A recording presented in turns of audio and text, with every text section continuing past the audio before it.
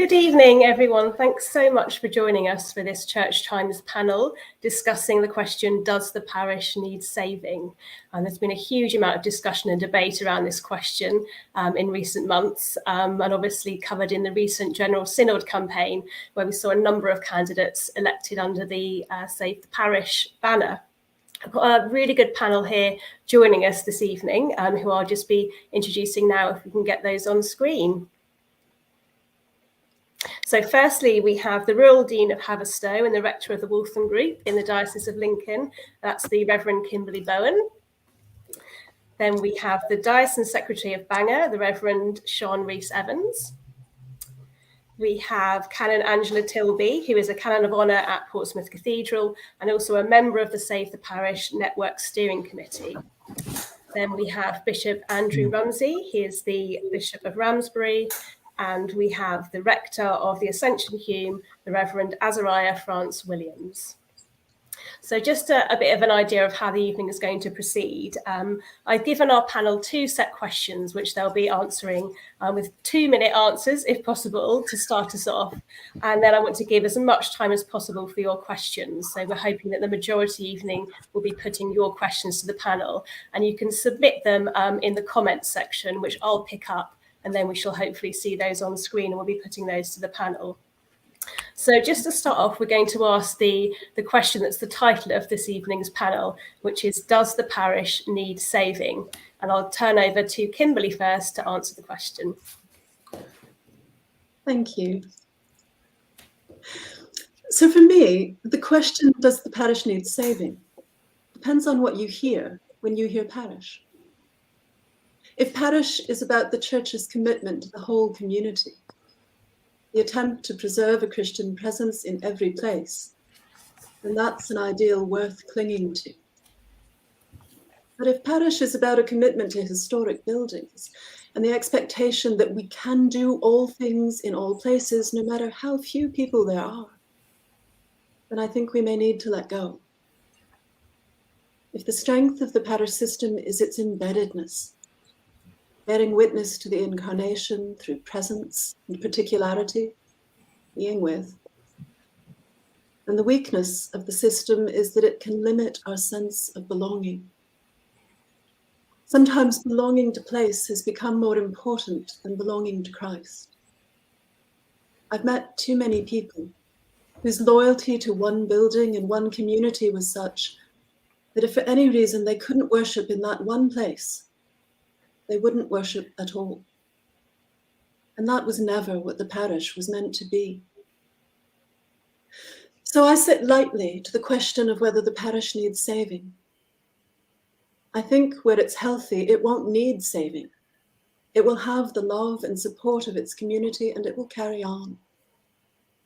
And where it's not healthy, then let's imagine new ways of belonging and working together so that we can hand faith on and ensure that there really is a Christian presence in every community. Thank you. Thanks so much, Kimberly. We'll now turn to a voice from Wales. We've got the Diocesan Secretary of Bangor, the Reverend Siôn Rhys Evans. Thank you, Mads. Does the parish need saving? Theologically, ecclesiologically, does the parish need saving, which is to ask, is it of the essence of the church? Well, no, only the diocese needs saving by that measure. In the beginning, there were 12 bishops and Mary, the Mother of God, on whom the Spirit descended on the day of Pentecost. And as an Episcopal church, it's good for us to remember that we are the people of God gathered around their bishop before we are parishioners. And priests exist because the bishop can't preside everywhere. That might sound a little provocative, but it's important to keep it in mind because considerations of the parish can bloom into a sort of idolatry, a sort of English exceptionalism. It's good for us to remember that patterns of faith, hope and love that are non-parochial have existed and continue to exist in these islands, bringing blessing and reform and renewal in their wake. We can think of pre-Augustinian British Christianity, Cistercians, Jesuits, Methodism, arguably the Oxford movement, certainly Oxbridge College chaplaincies, and central London churches, those most non-parochial of parish churches, we should learn from them. Yes, place and history and community are important. Yes, it's sad when something that has been dear to us declines and fails, but we are called to anticipate worshipping in spirit and in truth. And sometimes the old order changeth, yielding place to new, and God fulfills himself in many ways, lest one good custom should corrupt the world. More prosaically, the apostolic task here is workaday and twofold. First, we need to achieve viable, worthy parishes, and that involves significant changes in terms of the number of buildings and the number of Sunday morning congregations in a large number of places. And secondly, we need to invest in new and cultivated expressions of witness that don't involve a nave and a chancel. And doing those two things, the former being the main task and the tougher of the two, doing those two things requires perseverance and hard work and a culture of trust and Pentecostal apostolic leadership. Thanks so much, Siôn. I'm very impressed by people sticking to the 2 minutes. I didn't predict that. If we could move next to the rector of the Ascension Hume, the Reverend Azariah France Williams. Thank you. I think that the parish saves us, frankly. And by this I mean the area, the community surrounding the parish church, open and honest engagement with local stakeholders. In the introduction to a new booklet of case studies for Heart Edge, which is an ecumenical network arising from St. Martin in the Fields, the network is attempting to find new ways of funding and sustaining mission, which comes from enterprise and open engagement. The Reverend Samuel says, rather than settle on a model of church and strive to reproduce it far and wide, this approach perceives how the Holy Spirit is working in the world and sets up a tent there, harnessing the Spirit's energy and yoking itself to the world's imagination. Heart Edge is a movement that finds inspiration in what churches and communities have discovered by following the Holy Spirit into the places where the face of Christ is to be found. This process requires humility because one has to renounce the notion that one already knows what Christ means and how the Spirit works. One might say, and what the church is. It requires appetite and eagerness to learn new tricks, to make new friendships and join new struggles. End of quote.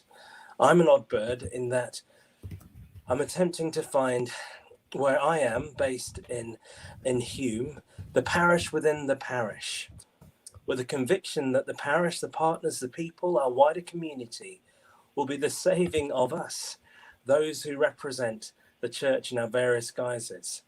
I'm also a recipient of Church Commissioners SDF funding. I hear a boo and a hiss from some of those watching this. But I'm not a resource church. I hear a boo and a hiss from other people in the audience.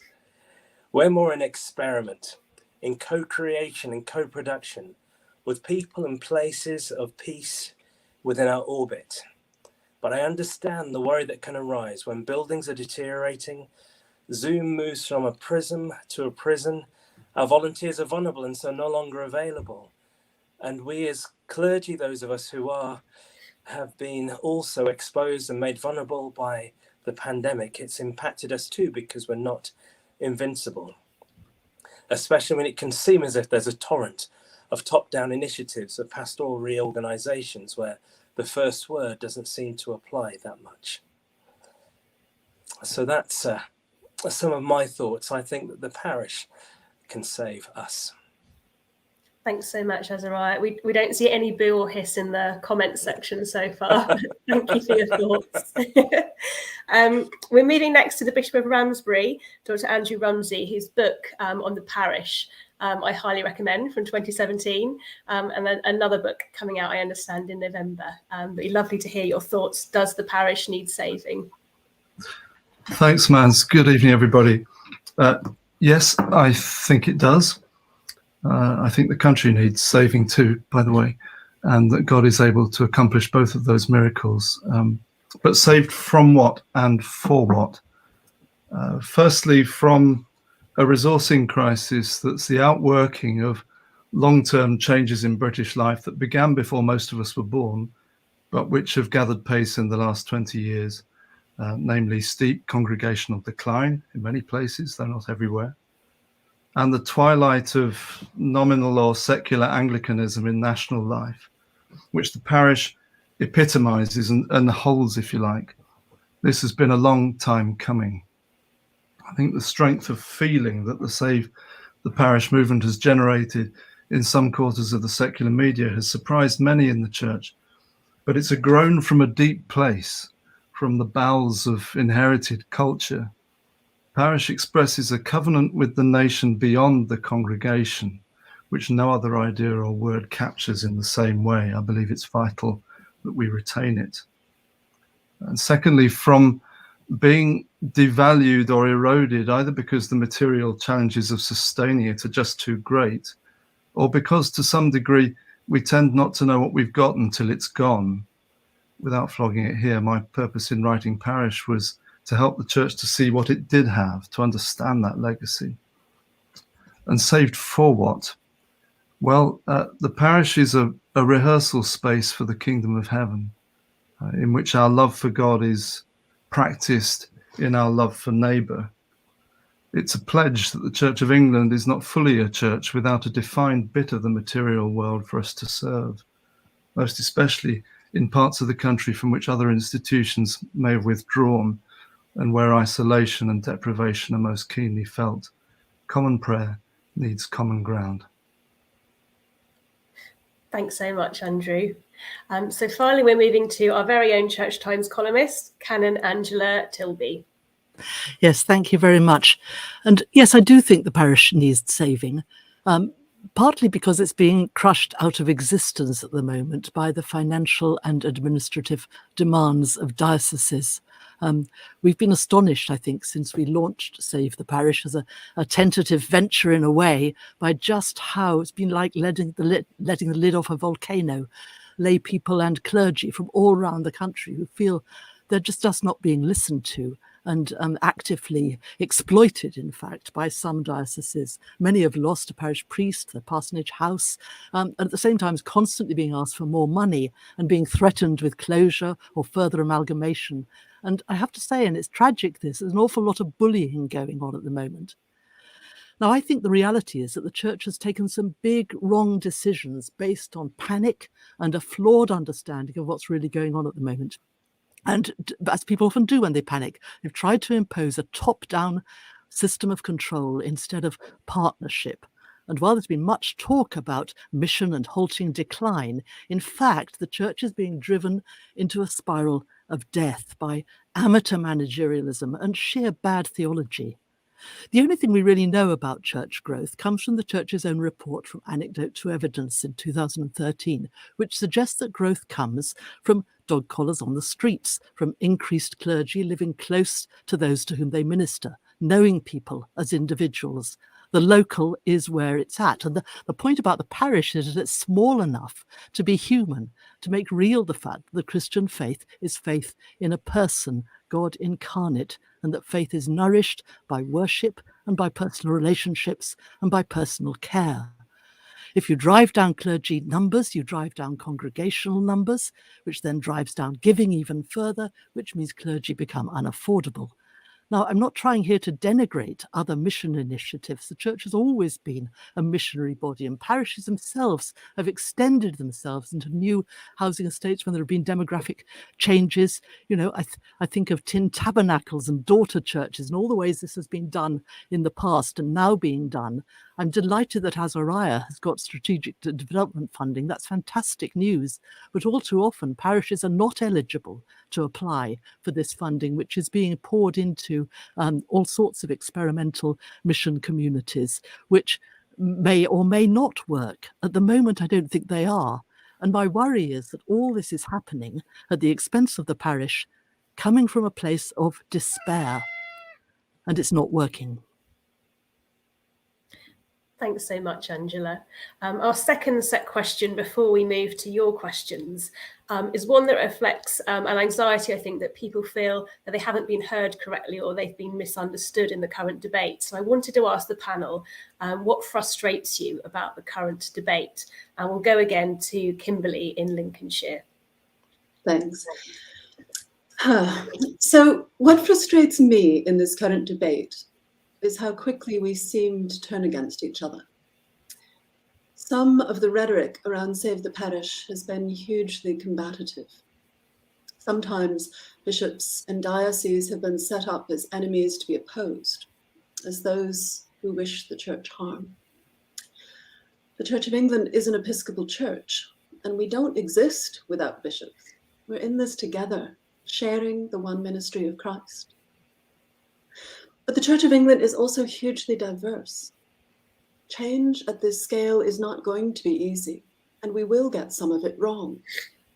So I think we need to give each other the benefit of the doubt.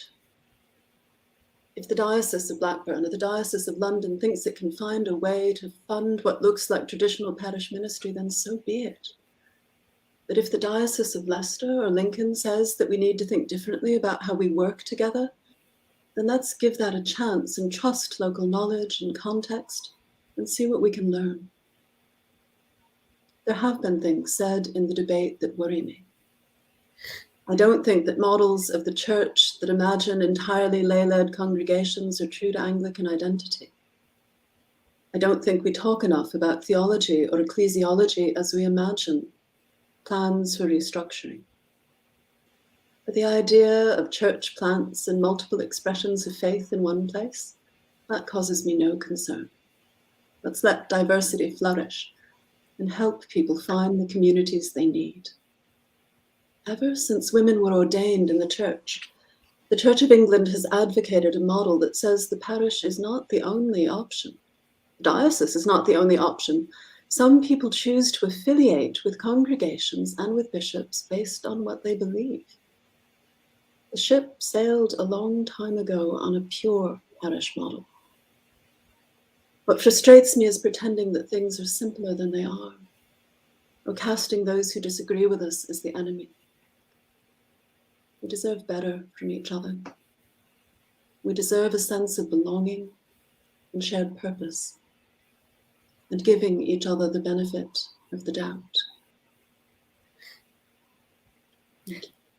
Thanks so much, Kimberly. We'll go over now to the Reverend Siôn Rhys Evans in Wales.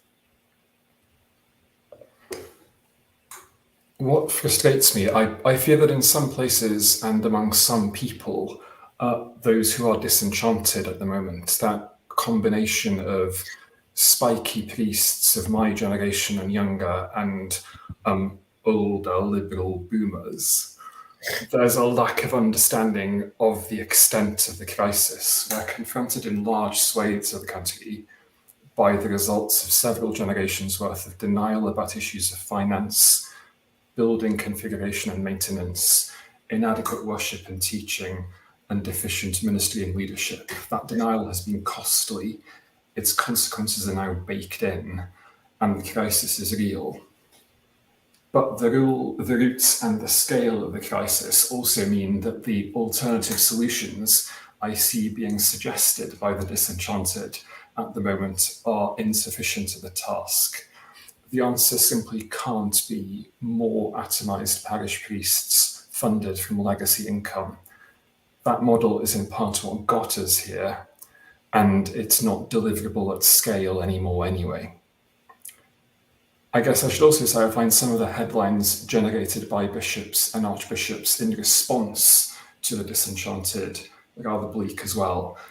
It seems to me unhelpfully ambiguous for bishops to keep saying that all they're trying to do is to support, uphold, build, and sustain the parish church, when the task of essentially reformation that's taking place is, yes, aimed at local vibrancy, but does also involve substantial change to the architecture of what most people will know as the parish. Finally, I guess that, like Kimberly, I'm frustrated by the frustration. This is such a bad-tempered debate in many places. there's a circle of heaven reserved for long-suffering central diocesan staff, but even with that promise, accusation of exploitation, of amateur managerialism, and of bad theology are unworthy. I guess that just as many parish churches are unviable, mainstream liberalish majoritarian Anglicanism has also become unviable within the church, and we're left with competing sects and odd alliances and very little common ground, which, especially at a time of austerity, results in a lot of scratchiness and little trust, and that's sad. Thanks so much, Siôn. We'll move now to the Reverend Azariah France Williams.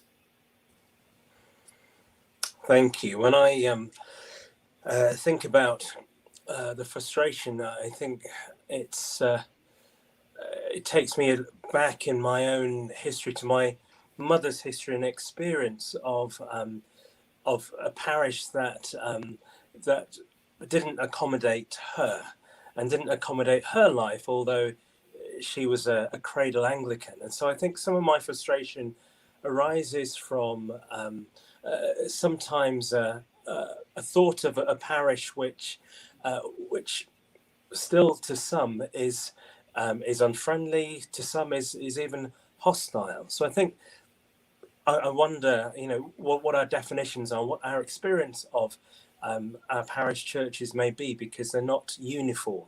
So that's something of my frustration. Something else of my frustration is the disconnect.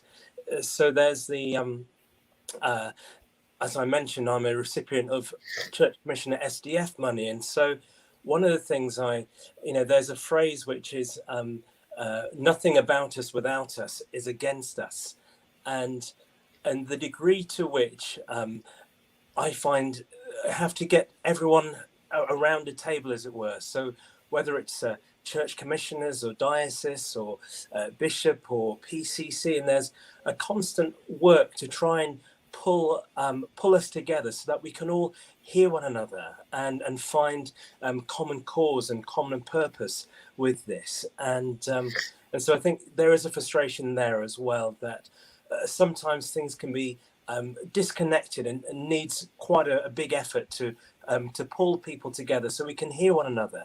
An equalization of voice and a demonstration of real listening to what's happening on the ground with the people for whom the decisions most impact. But then there's part of me which isn't frustrated, actually. There's part of me which thinks that this type of conversation, the nature of this debate, this dialogue that we're having even now, I think it's going to lead to something better. And so for me, I want to look beyond the horizon of the storm and to see what might lie beyond. One of my favorite films is the Wizard of Oz. It starts off in black and white and ends up in color. And I really do think that there's a possibility that beyond this storm, something better could be over the rainbow. Thanks, Azariah. I love that. We'll move over to Bishop Andrew now. Thanks very much. I agree with Azariah. I welcome the conversation as well. It's tough, but it's really important that we have it, and it's timely too. But it does have its frustrations. For me, 4 things very briefly. The apparent presumption of a centralised plan to dismantle parish ministry, including the closure of church buildings, and replace this with alternative schemes. I don't believe there is any such project either from the archbishops or the national church institutions, partly because that would be soaring off the branch we sit on, and also because the way that the church organises itself is, of course, regional, and different dioceses are making different responses to similar challenges. That isn't to say that some local schemes might not undermine the parish system, but they are just that. They're local, they're not centrally orchestrated. Secondly, I regret that, as others have said, it hasn't felt a very godly conversation thus far.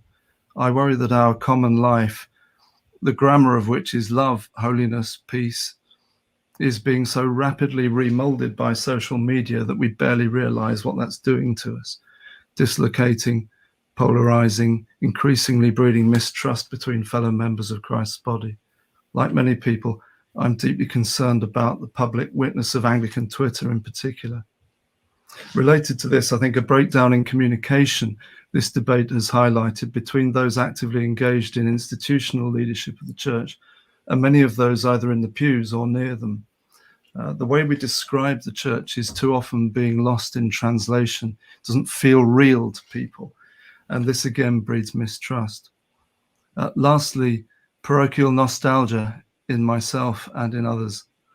The ideal of one priest to one community has in rural areas certainly not pertained since the 1950s. And the parish simply couldn't have survived for 1,000 years without being incredibly variegated and adaptive. Rather like the village, the parish is an evolving model of community, and it's changing again in our time. I agree with Siôn about that. Insisting it can only be one thing or one size is almost a guarantee of losing it. We are seeking a city that is to come. Thanks so much, Andrew. We'll just move finally to Canon Angela Tilby. Thank you. I think I have an overwhelming frustration, it's about a level of dishonesty. It seems to me that for quite a number of years now, there have been some very big, bold-sounding plans brought, for example, from the Central Church to the General Synod, framed in ways which make any debate about those plans, about the principles behind them, really difficult. If you're a clergy member of Synod or a lay member of Synod, you don't want to speak against your bishop when all the bishops seem to agree with each other. It's actually quite difficult to find ways in which we can speak to each other about this, especially when we've got a hyperbolic language about growth, but the strategies seem to me often to come from a place of despair. Because, you don't get rid of decline. You don't stop decline by getting rid of your best assets. Dioceses seem to assume that they have a right to control the parishes, to take what they need and then to close churches and sack clergy when they've stripped their assets. Senior clergy talk quite glibly about how much they love the parish while they walk off with the proceedings of selling things that are precious to people. There's been an awful lot of this. And I think the problem is that the church just seems to me to be ignoring the vast cultural forces which are disrupting Western European society at the moment and driving us to a decoupling of faith from society and an increasing individualism. The answer to this isn't to turn the church into a business, marketing a particular kind of personal experience or a particular model of community. The decline is real, but I think we also need to remember it's not the first time that the church has virtually died. At times during the 18th century, the church was in ruins. There are extraordinary accounts of Christmas Day in St. Paul's Cathedral with about 5 people present. And this was real. It all fell apart. And then it started up again, as it does. Things changed. And even now, in our cities, churches that were dying are reviving, thanks largely to worshippers of African heritage and Iraqi and Iranian heritage who have come in and totally changed the face of that. That it does. So I don't think we should be despairing, except that we are in very fallow times and we need to get our priorities right rather than driven by despair to kill off the thing which is really delivering the goods. Thanks so much, Angela. We're now going to move to our question time. I have a question that was submitted before this evening's conversation from Mary Twiddle. She says, I don't actually think there is a threat to parishes, but to what extent do you think the responsibility for survival rests with parishioners themselves? What should we be doing to thrive? So is there a member of the panel that would particularly like to kick off that conversation?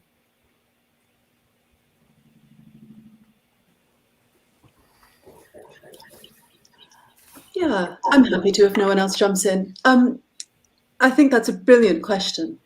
Sometimes in the local churches, I'm in an area where the church is quite weak sometimes, where there are a lot of churches that might be on the edge of closure. And I keep saying to the local community, if you don't want your church to close, then get involved, support it, be a part of it.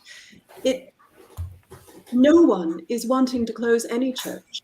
If a church closes, it's because we can't find a way to keep it going. So people who want to save the parish, it's really easy. Turn up and get involved and give what you can of your time, your money, your skills. and we'll get there together. Thanks, Kimberly. Can Would I anyone come else in? like to? Can I come in on that one, Mads? I totally agree with Kimberly about this. I think one of the things which has depressed me slightly is that, parishes are more than churchgoers, and people who live in parishes have an investment in their churches. This isn't idolatry. This isn't sort of some kind of placism, which is bad for the Christian faith. It's just that extension of the generosity of the church, the place of the church as a home for everybody, to those who are perhaps struggling along the way, who have no particular problems with the Christian faith, but are not right inside it either. And if those people can be engaged, this is where growth happens. You actually need that penumbra of the uncommitted and the half-committed and the searchers. And my worry at the moment is that we're driving people into forms of faith, which, all this talk of missionary disciples, and you've got to be this sort of Christian or that sort of Christian, and it's losing that sort of common ground with people who are fellow travelers, but not quite in. Thanks, Angela. Would anyone else like to jump in? Can I think, quickly? Go ahead, Siôn. Sorry. I would just want to say that the portioning or the loading on any particular bit of responsibility for this is ultimately unhelpful because we're all in this together. I guess that I'm lucky to an extent in working for quite a small diocese, and the strength of feeling of diocesan family here is helpful and good. But an atomization that says it's your responsibility, you sort yourself out, or this is ours and we will protect it, come what may.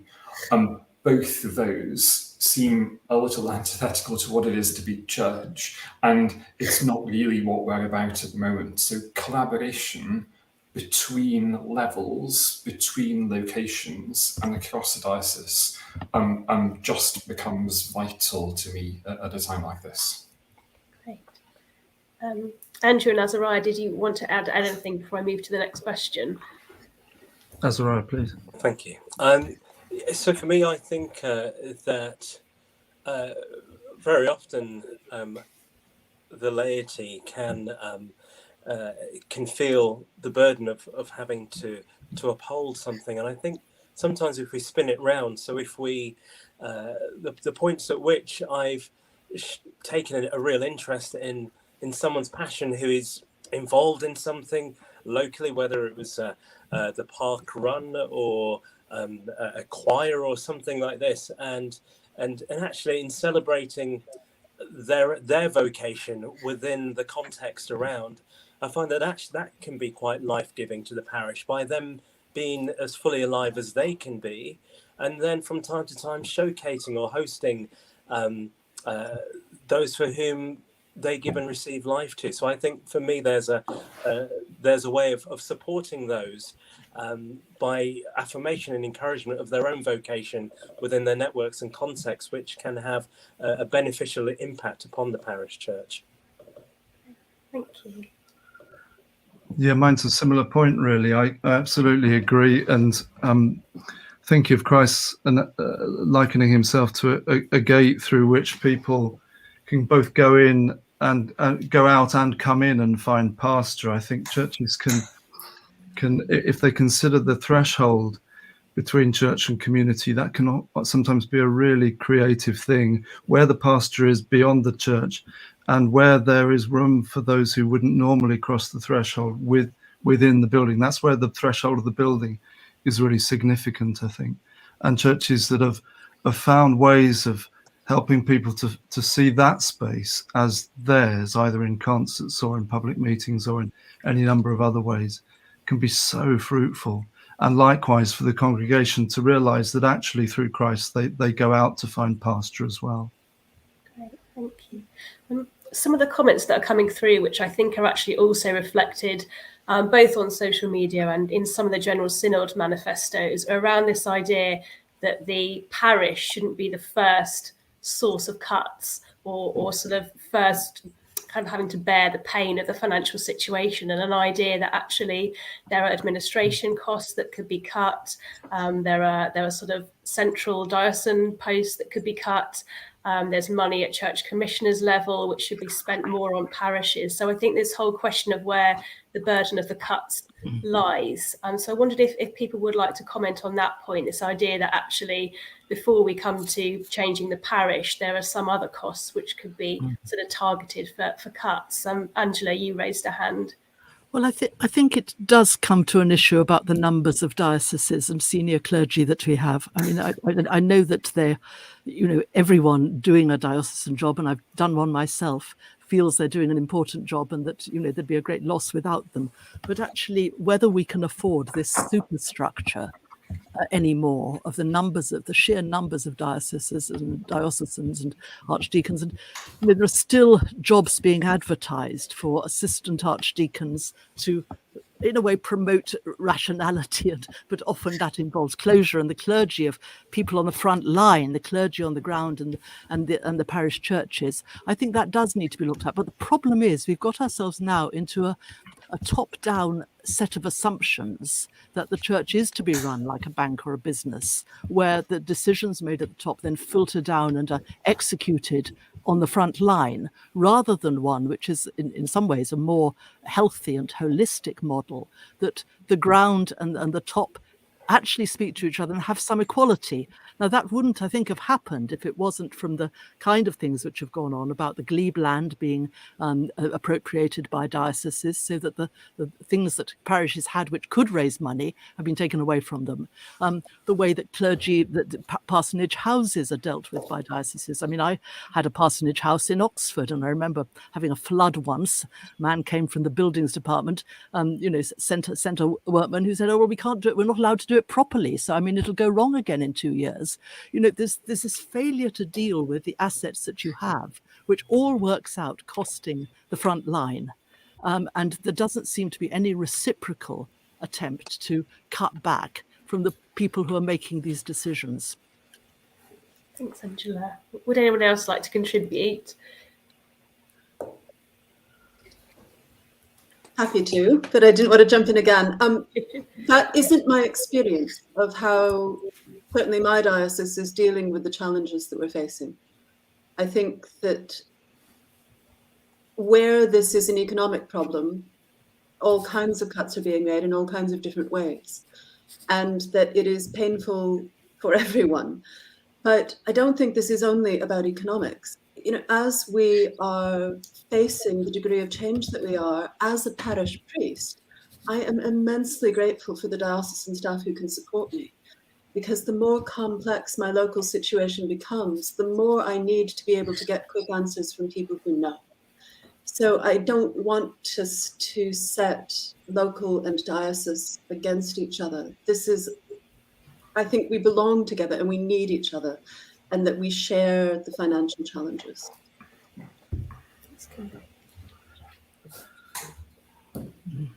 Andrew, did you want to jump in?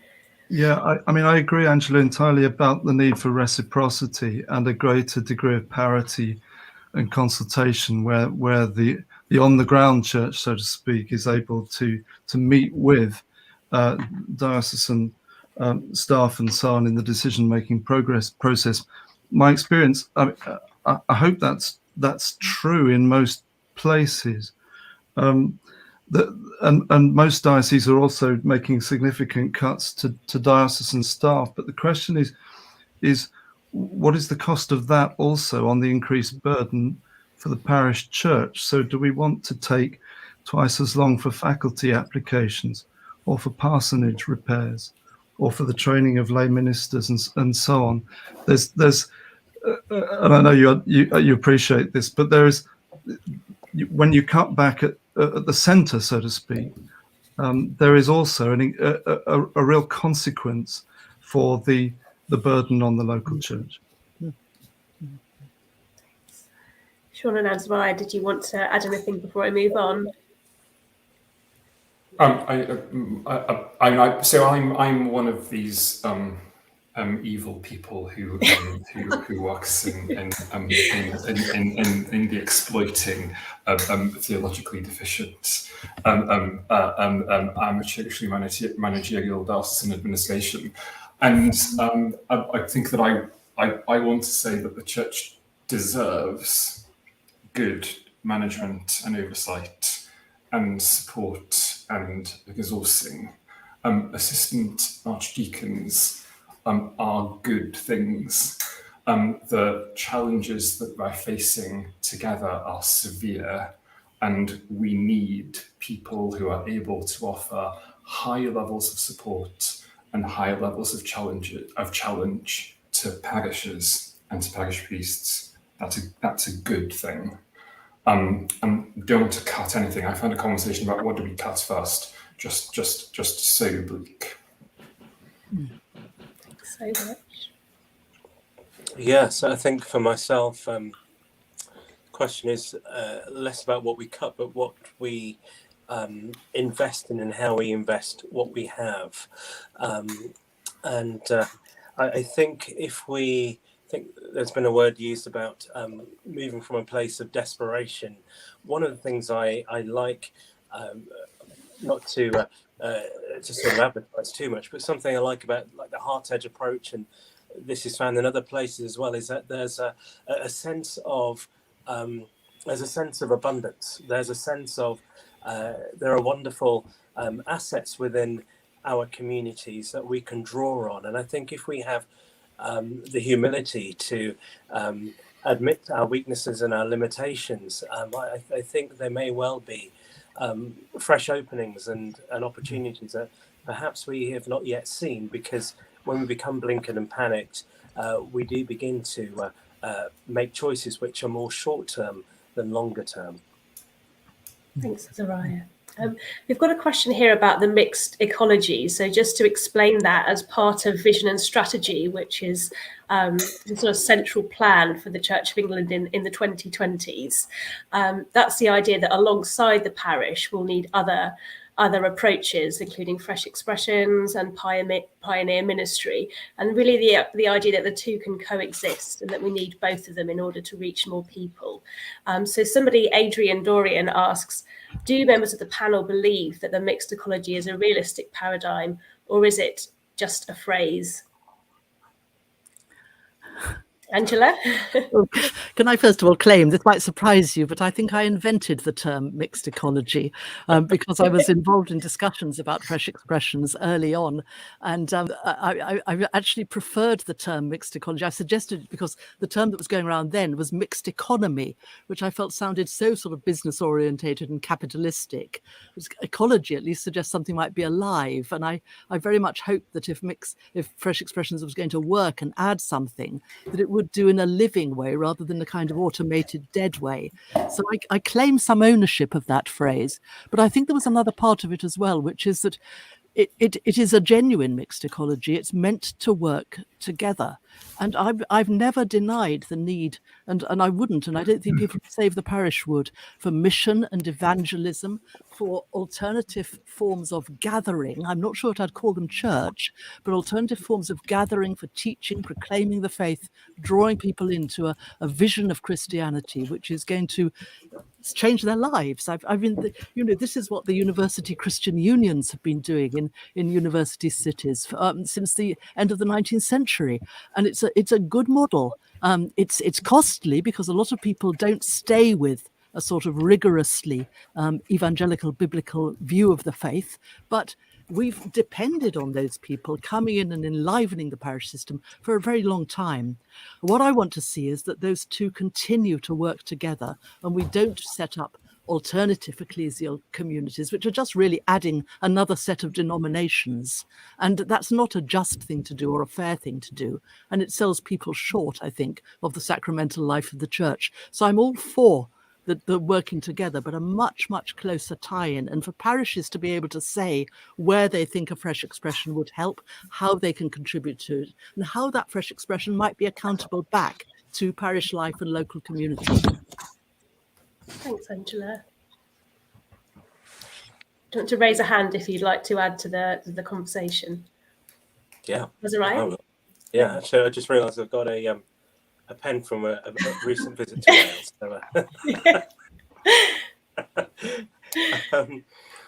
So, I remember on the day that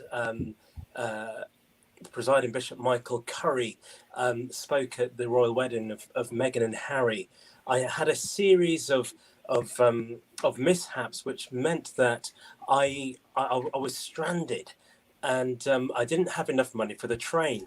And like many of us would have heard someone come and saying, "Can you give me £2 for train fare?"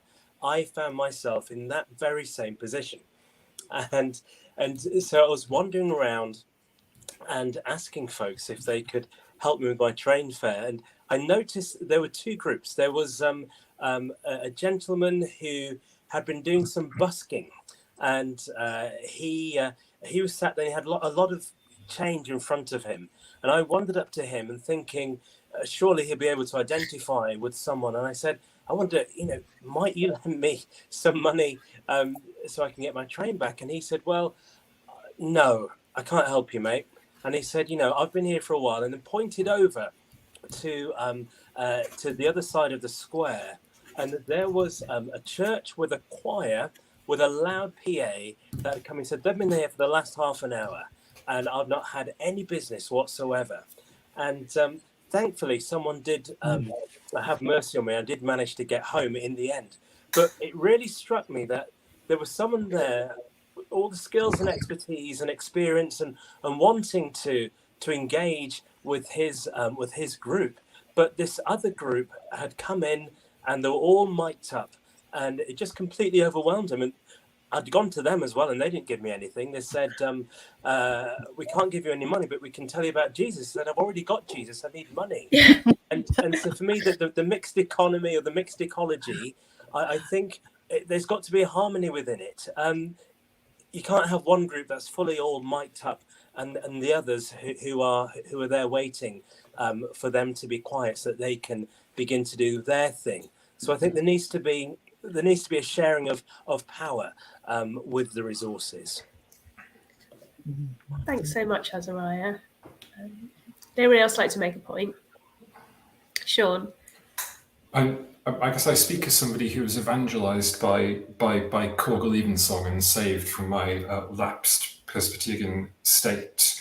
I think a good church is a parish communion movement church. I don't want to be a missionary disciple. I want to partake in the divinity of Christ. I want to be a member of the mystical body of Christ.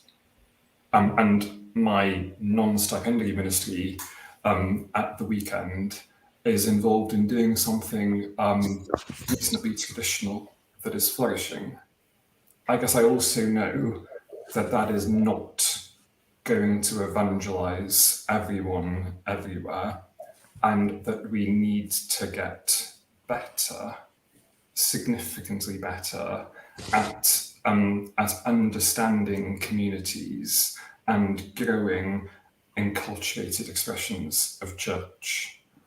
That's hard and quite slow work. It's not the mainstream task of ministry, but we're not over-indexing on it at the moment. We're not investing too much in it, and it's a vital thing to preserve. And there's a tendency in all church debates to scrutinise the new in a way that we very rarely scrutinise the inherited.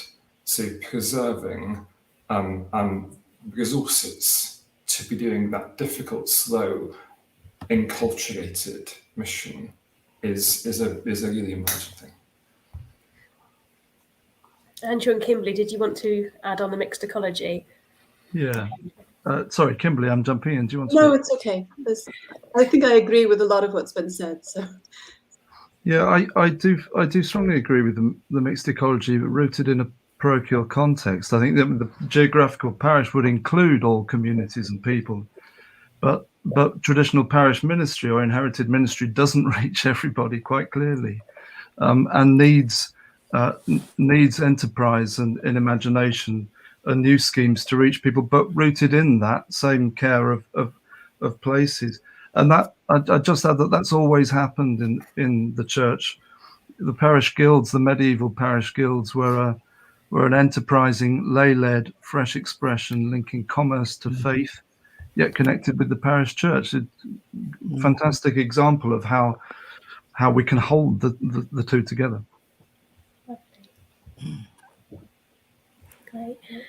I've got a couple of questions here from John Cooper, and I just wanted to preface it with a recent talk by the Reverend Dr. Jeremy Morris, who's a historian who's written a lot about the parish.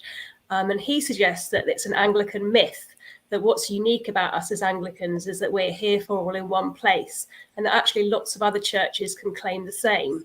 And he suggested that actually to our Free Church and Catholic brothers and sisters, it's often a little bizarre and perhaps even offensive that we as Anglicans continue to make the claim.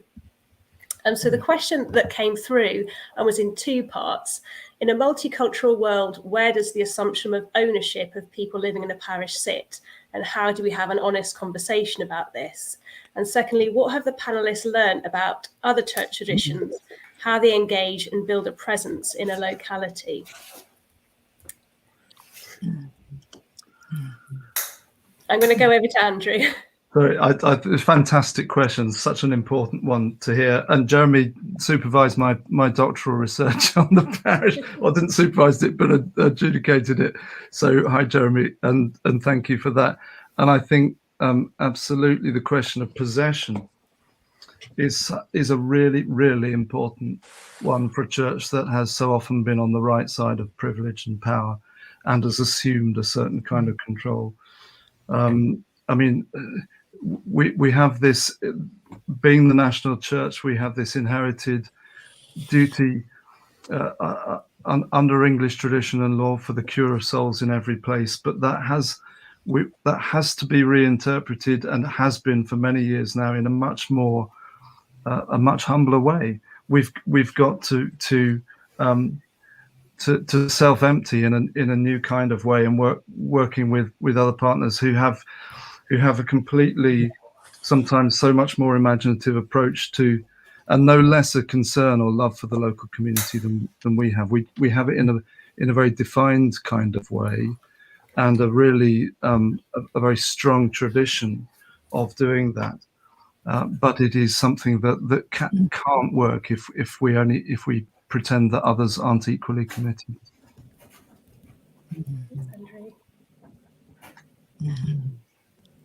Kimberly. So I come at this having first been ordained outside of England. I was not in the established church. I was ordained up in the Scottish Episcopal Church, and I'm American. So I've had to learn what parish means in England. And some of that learning was confronting my own experiences of the arrogance of establishment, and then feeling what it was like to be on the receiving end of people's hatred because they hate what they think establishment represents. So I think there are huge issues of ownership here. But one of the challenges of parish is that in order to be open to all people, or to try to be open to all people, it's hard to stand for anything. And therefore, I think one of the issues hiding in a lot of our current discussions is, how do we have enough of a Christian community to make a difference? We've talked about that penumbra, that wide openness at the threshold, and that's noble. But if we assume that everyone is already ours, but don't ever speak clearly enough about what Christian faith means, then I wonder if we are making the difference. And I wonder if sometimes there are churches around us who are more engaged because they're not trying to do everything everywhere. They're doing particular things really well in particular places. Thanks, Kimberly. Angela? I think that's true, Kimberly, but I think there's also something about culture which is really quite important here. Before I was ordained, I worked for the BBC for a long time and worked alongside Catholics, Methodists, Presbyterians, all sorts of other traditions, and that was enriching in lots of ways. But what I realized was that it only stays enriching as long as you, in a way, safeguard the genius of what you have. Once you start sort of once it's too much mixing and matching or emulating or trying to be like that, you lose something in the mix. And we worked quite hard as a community to both work together well, which we did on the whole, and also to retain what was distinctive about where we were coming from. I think one of the sad things about the non-Anglican churches, which have declined even faster, many of them have declined even faster than we have, Methodism, for example, the United Reformed Church, is that they lost something of their distinctive cultures, and therefore lost that very human appeal which communities can have for people. And I'm not sure how you balance that right. I think it's genuinely a difficult issue, and perhaps can only be done locally in each individual context. Siôn and Azariah, did you want to jump in?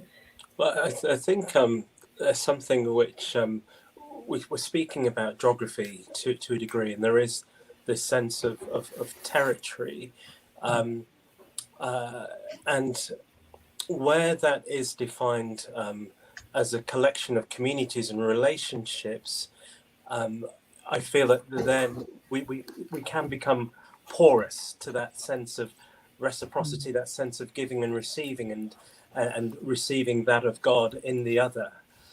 I also, the question also makes me think of the huge rejection of so many of the Windrush era, who then went to find and form other churches because they had been left out of the church of which they'd grown up in and served and invested into, and so there's a strange thing now that we're often looking to other forms of fellowship or church community and communion that have now grown partly because they felt outside of us, and so for me there's often a thing of, are we going to attempt cultural appropriation, or just cultural appreciation? So for me there's something to be worked out there as well. Thank you. Siôn, you've obviously got a huge nonconformist tradition in Wales, so it would be great to get your thoughts as well. I mean, it's good to have all that Welsh nonconformity to provide archbishops and priests and other bishops for the Church of England. Hello to John, by the way, with whom our questioner, with whom I worked for the Methodist Church a long while ago. I know how condescending the Church of England can be. I also know how massively useful establishment is, and even though the Church in Wales is disestablished, a lot of the expectations of establishment haven't gone away. I wonder whether part of the question here is a question about our self-understanding as Anglicans, about being the Catholic Church in this land, and for the purposes of this conversation, about what a Christian presence in every community used to be the Church of England national strapline, so to speak. I'm not sure whether it is anymore. And I think the self-understanding that comes from seeing England through Anglican eyes as a map that is subdivided into dioceses and then into parishes with every inch covered, creates a certain sort of self-understanding. And it's what a Christian presence in every community kind of summarizes it as being. And I'm genuinely not sure that that's either viable if we wanted it to be, or the expression of Anglicanism that is life-giving for our present age. I've kind of flirted in terms of thinking about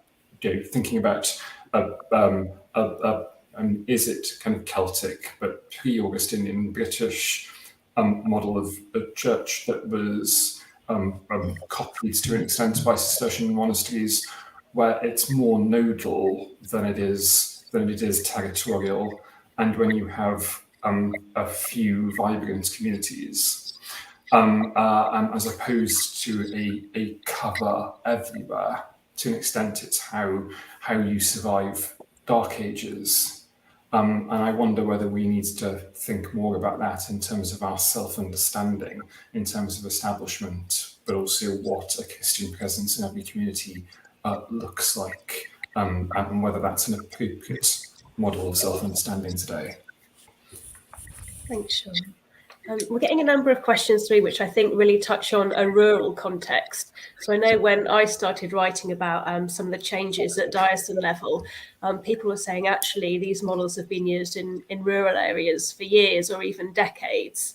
And it was interesting, I think, to note that 3 of the laity who were elected in Salisbury, which is quite a rural diocese, stood on the Save the Parish platform. We did also have a specific question about the rural context that was submitted in advance, and it talked about Dr. Robert Barlow's 2018 report in Rural Theology. And this suggested that rotating services between various buildings was unwelcome locally and unsustainable. So Lee asks, should we recommend that every church has a Sunday service at the same time every week? So it'd be great to get a specific answer to that question, but also if people wanted to talk about specifically what's happening in rural areas and where perhaps some of that anxiety about the parish is coming from. And I thought I could turn to Kimberly first. Obviously, you're serving in Lincolnshire with many churches under your. Yes, I have abundant local rural churches. It's a very lovely idea, isn't it, that every church can sustain worship at the same time every Sunday. And if we had enough people to do that, I would probably be willing to throw myself behind that wholeheartedly. My own experience is that we take what is a fairly small Christian community, an increasingly elderly Christian community that is tired, and especially after the pandemic, has very little energy left. And then we try to divide them across a huge number of villages and buildings. And I know places where it does work really well, but I know just as many places where it just leaves people exhausted and it prevents people from encountering worship and Christian faith as life-giving. So I don't think we have enough bodies for that model in my part of the world, certainly. And I would rather say, how can we use the resources that we have well? Where can we place those resources so that on Sunday enough of us gather that we can find some joy in that gathering, and let each smaller community discover the thing it's good at. Maybe some churches need to meet on a Tuesday and not on a Sunday, and maybe that's okay. Thanks, Kimberly. Andrew, did you want to contribute?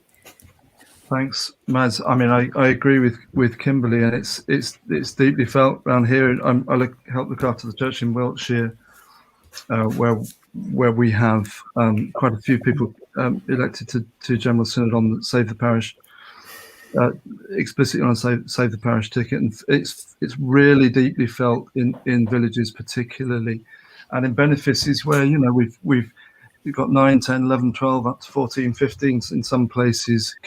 Small rural communities in one benefice. There's deep sense of loss and of fear of being dispossessed, so to speak. And but I agree entirely that we actually in some places what we need is a bit of a more generosity to allow the church to be what it can be.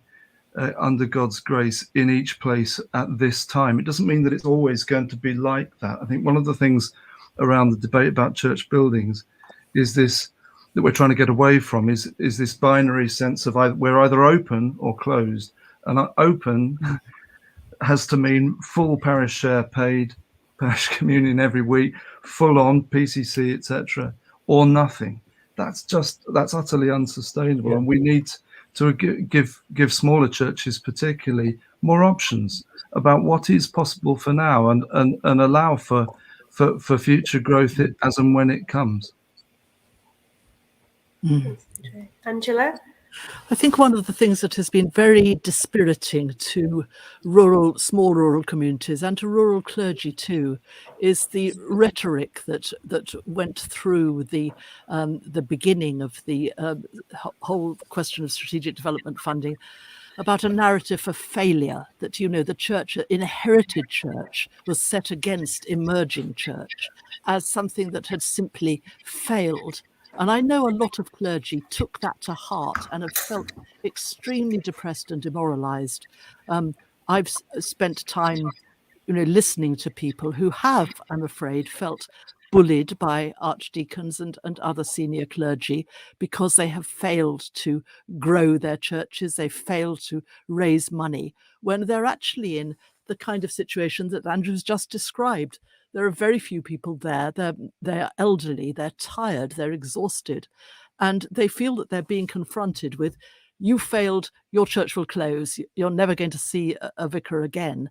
Whereas the reality is that these things change and they come and go, and that having some investment in buildings as wayside shrines, as sanctuaries, as places that are maybe can be kept beautiful and visitable, even if they can't sustain a ministry or be open all the time. I think it's looking for that. But there's such a kind of rhetoric about, you know, it's the people, not the buildings, and the buildings don't, all this stuff that came out at the pandemic. And I thought it was really extremely, it added to that narrative of failure and despair that a lot of people have felt. Thanks, Angela.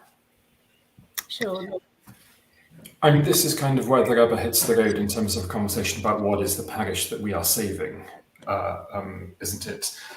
I mean, my personal view about this is that I find it very hard to see how it's not possible to have a service at the same time in the same place for 52 Sundays a year. I find that massively helpful where I am at the moment, to be able to tell anybody 9:15 and 11 on a Sunday here, any Sunday, come along. In a multi-church benefice, that means limiting the number of services and the number of churches in use on a Sunday morning. And as Angela and others have mentioned, providing another incarnation for some of those, not all, because not all of them will be maintainable, but for some of those other church buildings, as pilgrim churches, as places of beauty where the stones speak, the stones shout out, but it's not a place of regular worship. That to me seems like the path that creates viable parish churches, i.e. those that are in use for worship 52 Sundays a year at the same time, and allows for other church buildings to have a presence, a mission, and a ministry. But that's a huge transitional task in local contexts. Thanks, Siôn. So just a few thoughts that I have. One of them is that we have our church here, we have our seasons, and we recognise that there are times of waiting and watching, there are times of proclaiming and celebrating. And for me, I think I'll just finish with this, that I wondered the extent to which those of our sister and brother clergy who are in rural settings, I don't know the degree to which they feel they have a sense of agency or they have their own voice to say in communication with those that they seek to serve, what models might be seasonal and sustainable for them, and then begin the conversation from that place and see where it leads us. Great. We've got a question from the panel, which is, what do we do about parishes that are no longer sustainable financially or demographically? And I guess sort of in the background of that conversation is the mission revision consultation, which has suggested that sort of up to hundreds of churches might be due for closure. We've also had conversations about festival churches. And I guess you can see from sort of some of the letters that have been submitted to the national press, a lot of concern that a sort of churches closing charter is going to come before General Synod this year. So any thoughts on what we do about parishes that are no longer sustainable? Angela. I want to just go back a bit and say, who is making the judgment about sustainability? Because again, very often this is a top-down judgment that's being made. You know, who judges what a healthy church is? This is something where the people who live in the parish, those who are left, you know, have a view and should have a voice. And very often, I think they're not the people who are being consulted. That judgments are being made about health and viability, where people are not empowered and not in a position to take legal advice, to look at the alternatives. You know, it's very easy to make judgments when you're sitting in the diocesan church house and looking at what looks like failure. But it doesn't feel like that in the place where you are, and I don't see much attention to that. You know, local people are the best to make the decision about what's happening locally. And I don't see why that's not recognised. Thanks, Angela. Andrew. I understand that and agree with quite a lot of that. I think that certainly in the mission and pastoral measure revision, the aim is to allow clearer, simpler process which do empower local communities and allow for a partnership of decision making. Certainly in Salisbury Diocese, and I'm sure in others, the move for closure, if that's what is the right thing to do, comes from the ground up.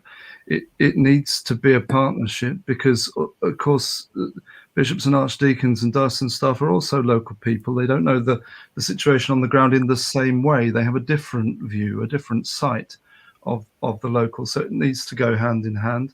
I mean, some of the one of the most positive things in the proposals for reviewing the mission and pastoral measure is this sense of a life cycle in the life of the church, that new options need to be found. Some of them are about safeguarding the role of the PCC, for example, in local debates, and simplifying the way in which decisions can be taken around their future.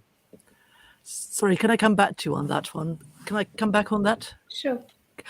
Because as I understand it, there are aspects of the church closures charter, as say the parish tends to deem it, that are actually in this simplifying of the process of closing churches, doesn't deliberately sets out not to consult some of the stakeholders who have an interest. It might be an architectural interest, it might be a historical interest, it might be all sorts of things. They want those voices to be silenced so that they can get around sort of closing what seems to be inefficient or isn't working. And I think that's extremely worrying. If the Church of England is for everybody, it has to take account of those varied stakeholders with different interests, which may not be the ones that are key to diocesan managers at the time. Sorry, Matt, I don't want to presume to come in. That's all right. on that. I'm interested in who the they is. They want to do this. Well, look at the text of the proposals. I mean, they make it very clear about the simplification of the processes by which churches get closed and clergy are removed. I mean, it's all about streamlining a process. Now, if you're doing something as delicate as trying to close or remove what has been, you know, a proclamation of the Christian faith for a very long time, you do, I think, need to consult very widely, and you need to consult people who are not, you know, they may not be people who have a religious interest, but they may have a geographical interest or an architectural interest. And I mean, those are the kind of people who are likely to be cut out of this conversation. And, you know, if we lose 350 of our best medieval churches, that's a crime. Actually, it's not just a little thing that the church does for its own sake and for the sake of mission. It's actually an injury to our entire community. Thank you. I mean, he was one of the lead bishops for church buildings and cathedrals. I wouldn't disagree with that at all. But the options, there are various options within that document for who is consulted and when. But actually, there are some of these processes are so difficult for the local church to find a way through in terms of the maze of consultation that needs to happen, it needs to be clearer. There are cases where, if, for example, the civil parish council can hold up the decision of a PCC or about the future of a church. There are different options about who is consulted and what power they have, and really the document, as I understand it, we don't want to remain on this perhaps too long, is to ask the question: what kind of process is going to be helpful for churches to consider their future realistically? I mean, the civil parish has a voice; it should have a voice.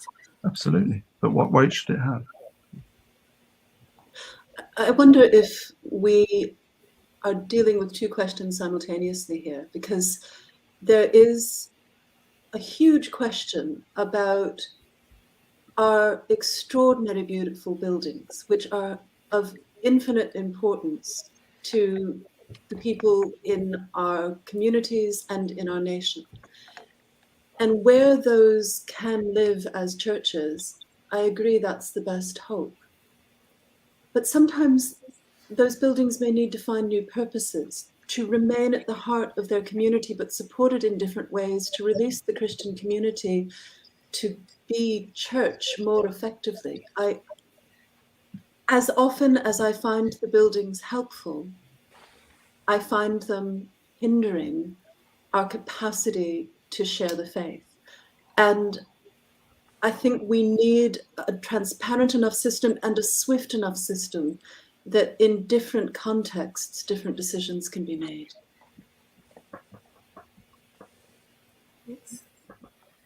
We've probably got time for sort of one more question, and we've got quite a few comments from people watching around the laity. And first of all, I do have to apologise because people have pointed out that we have a very clerical panel. I'm responsible for putting it together, and that's an oversight on my part. So I definitely won't be making that mistake again.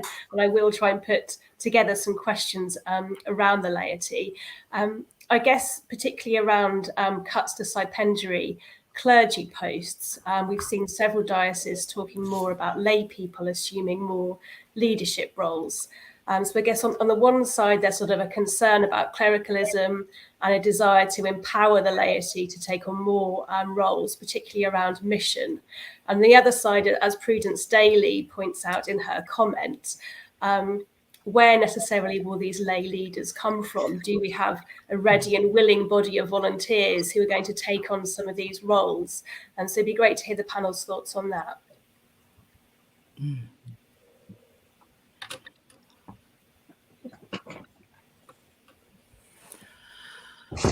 All right, shall I go first? I mean, I do believe in the laity. I was lay for most of my life, and I'm extremely sorry that there isn't a lay person on this panel, because actually most of the passion that we've had from Save the Parish, and Save the Parish is largely lay-led. I'm sorry you've got me in many ways, because that's where I think a lot of the anxiety and the sense of betrayal is actually coming from. Now, what are lay people to do? Two very obvious things. The vocation of the laity is to be Christians in the communities they serve, in the places that they work. There are specific things in the church, like PCCs and church wardens, which are, it's a delicate balance of power, and those lay roles are absolutely critical. I always felt the short time I was a parish priest that I treated my wardens as if they were employers, which was probably not a very good model. But I mean, 'tis that reciprocity, the fact that we're all in leadership together. What I think is more critical and rather difficult is that the church has readers and lay ministers of various kinds who are trained and authorized and make some of the same commitments to the basic doctrine and Catholicity of the church as the ordained do. But I don't think we're talking about lay leaders who have been trained in that kind of way, which Catholicizes their particular mission. I think we're talking about something that's much more random, much more based on local enthusiasm and the judgment of local people, which isn't then tested against the wider church.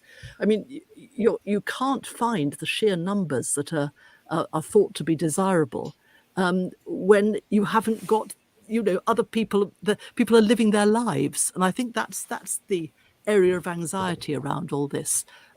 Where are they going to come from? How are they going to be trained? And how are they going to have authority? Because it's actually extremely difficult in some ways to have authority to move from one set of public perceptions to another in the community where you've always lived. This is one reason why the model of taking clergy away and then planting them somewhere else is quite important. It's a much harder thing, and some clergy and lay ministers know this, to suddenly become somebody who is preaching and leading services in the community that's known you since you were 6. So I think one has to think about all those things quite carefully. We are running short of time, so if other people could keep their comments brief for this last question. Yeah, sure. I'm quite chilled about this. I think that I'm surrounded by lay people who are very generous with the time that they give, and I think that part of our experience here is that when we have offered to validate through episcopal licensing ministries that people are in many cases already undertaking, that's been welcomed and has allowed a vocation there to develop and mature. So I think that's incredibly helpful. I was priested last year, having been hugely aware of a massive change in my views since I became an ordained person. So I might consider myself kind of 80% lay for the purposes of this panel. Just one last thing: lay people, my colleagues here who work in central diocesan teams, whom there's a little bit of a save the parish, sack them all line. We need to value lay people who work in diocesan house as well. It's easy for them to make decisions about viability sitting in diocesan house, says Angela. People don't make easy, glib decisions. People have souls and vocations and ministries as lay people working for national church institutions and for diocesan teams. And the cavalierness of some of the dismissal of what they have to offer in part of this discourse is not a good thing. I worked in one. I did work in one. I know what it's like. And I know how resentful parishes can be when they're talked down to by people who think they know what's going on, coming from diocesan church house. I'm sorry, I don't want to idealize this because it does need to be confronted. Kimberly, did you want to? Yeah, I guess for me, there's something of what I mentioned earlier on, that I think the parish will save us, and by that I mean the parish community, in recognizing that God will be providing those who will be resourcing and equipping the broader mission. We, those are clergy within parishes, of the cure of souls, and I also think that those souls around us will cure us and hopefully cure our institution. Thanks, Azariah. Yeah, amen to that. And just a word about the extraordinary ministry of church wardens as vital lay leaders, and there is remarkable combination of pastoral and practical that they hold is something that is just to be celebrated and sung and thanked. We don't do it enough. Thanks so much. Brilliant. So we've got 5 minutes left. I wondered if anyone on the panel had a particular point that they wanted to make before we come to the end of the evening, which hadn't come up in a question.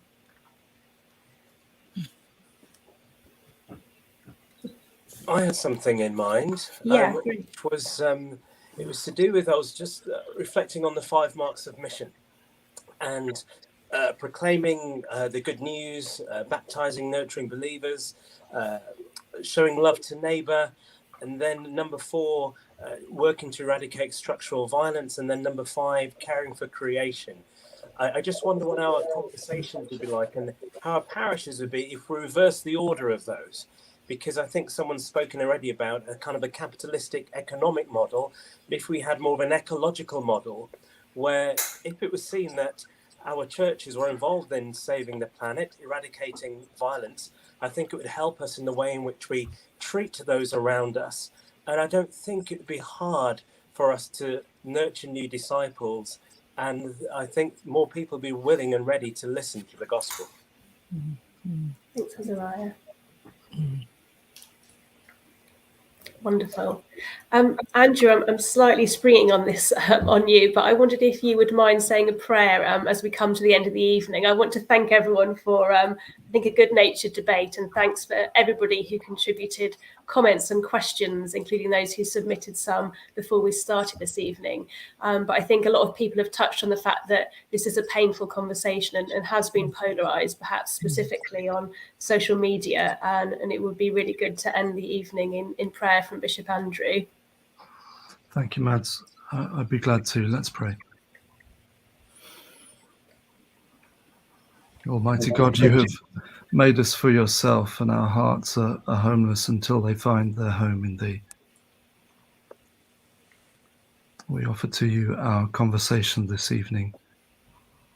We thank you for calling us to a place that is to come, a place prepared for us in Christ Jesus, in whose name we pray this night. Amen. Amen. Thank you so much. Just so everybody who's watching is aware, a recording will be made, which everybody can access. And then I understand in a few weeks' time, it will be available more widely so that people who weren't able to attend this evening will also be able to watch it. And I expect that Church Times will also be continuing its coverage of the parish debate, particularly as we move to General Synod later this year. But just wanted to thank all of our panellists.